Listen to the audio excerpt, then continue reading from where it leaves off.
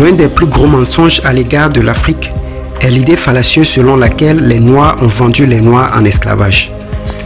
À l'époque, la majorité des Africains s'identifiaient pleinement à leur culture et à leur groupe linguistique et non à la couleur de leur peau ou même à leur phénotype. Mais ce mensonge sur les Africains n'est qu'un sous-groupe d'un mensonge encore plus grand. L'un des premiers mensonges jamais racontés sur nos ancêtres.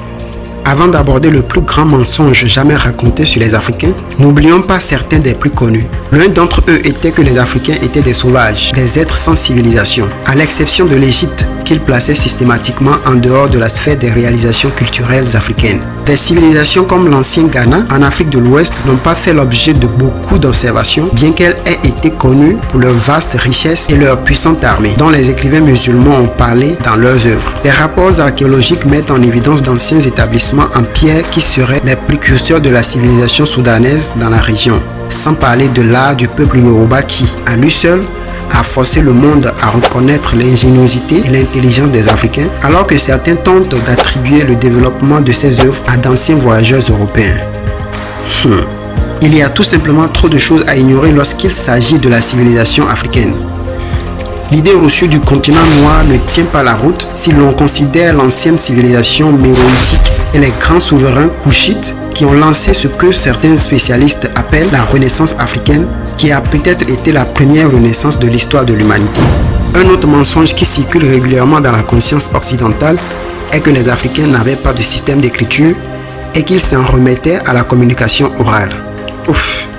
Les Africains utilisaient diverses méthodes pour communiquer, la transmission orale étant simplement l'une d'entre elles. Il est intéressant de noter que de nombreuses formes d'écriture en Afrique ont été inventées à l'origine pour une classe spécifique de personnes et n'étaient pas destinées à une diffusion publique. Par exemple, les hiéroglyphes égyptiens n'étaient connus à l'origine que des prêtres. Il en va de même pour la forme d'écriture secrète des Songhai, qui utilisent des idéogrammes pour communiquer au sein d'une société secrète ou d'un groupe religieux. Notons que cette forme d'écriture n'a été révélée au public en 2010 par un savant Songhai nommé Hassimi Maïga.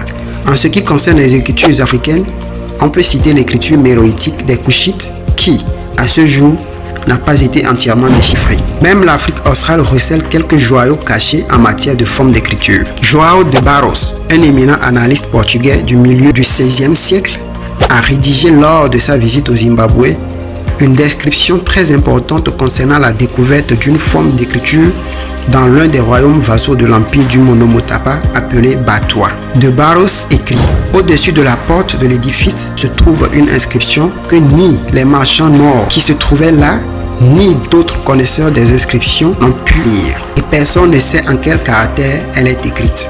Nous ne savons pas vraiment ce que João de Barros a vu, mais de son point de vue, il semble clair qu'il a considéré ce qu'il a vu comme une sorte de forme d'écriture indigène à la région, que même les commerçants swahili qui l'accompagnaient n'ont pu déchiffrer. Malheureusement, nous n'en avons plus jamais entendu parler. Quoi qu'il en soit, tout ce bavardage a une raison d'être.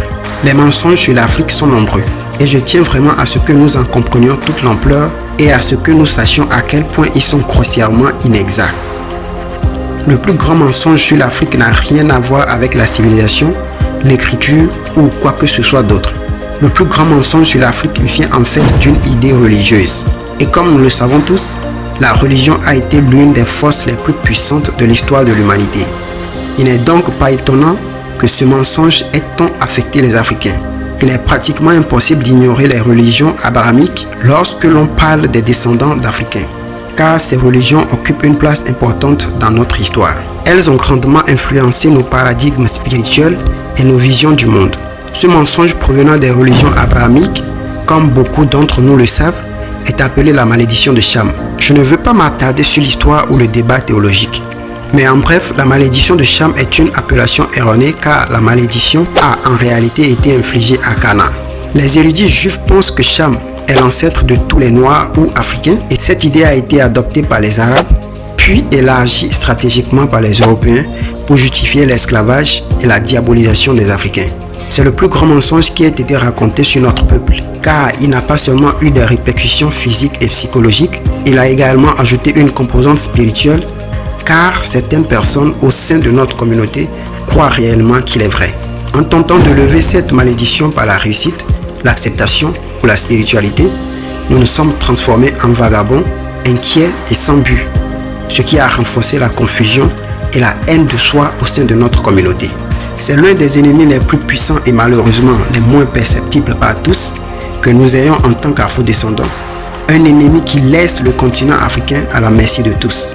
Et bien que la croyance en ce mensonge ait beaucoup diminué, les résidus peuvent encore être ressentis. Parce que, quelles que soient nos croyances spirituelles aujourd'hui, beaucoup d'entre nous ont été élevés avec ce paradigme sombre.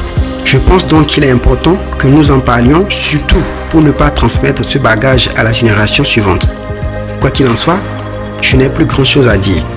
Pensez-vous qu'il s'agit du plus grand mensonge qui ait jamais été dit au sujet des Africains? Faites-moi part de vos réflexions dans les commentaires. Et si vous aimez ces vidéos et que vous voulez contribuer à la continuité de leur production, pensez à soutenir l'équipe en vous abonnant à la chaîne.